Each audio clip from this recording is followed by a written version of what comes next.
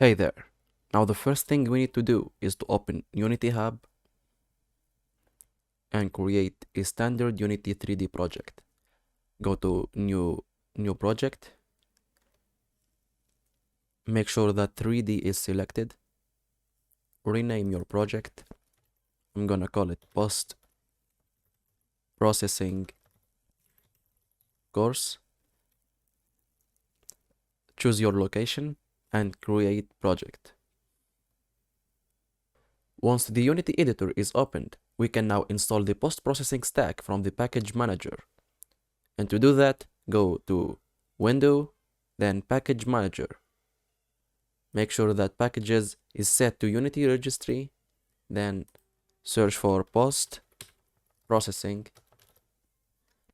then Install.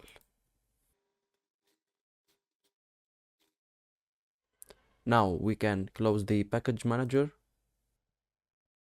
Once we added the post-processing stack into our project, we can now add it into the scene.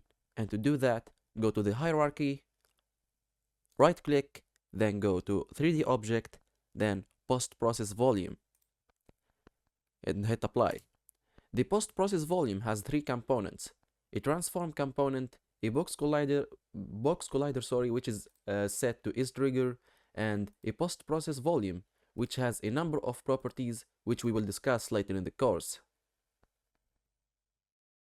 Now we need to add a layer, and to do that, go to Layer, Add Layer, and set a new layer. Call it Post-Processing.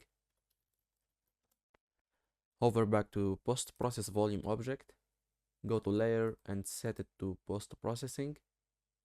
Now go to the main camera, Add Component, search for Post-Process Layer, then go to Layer and set the layer to Post-Processing.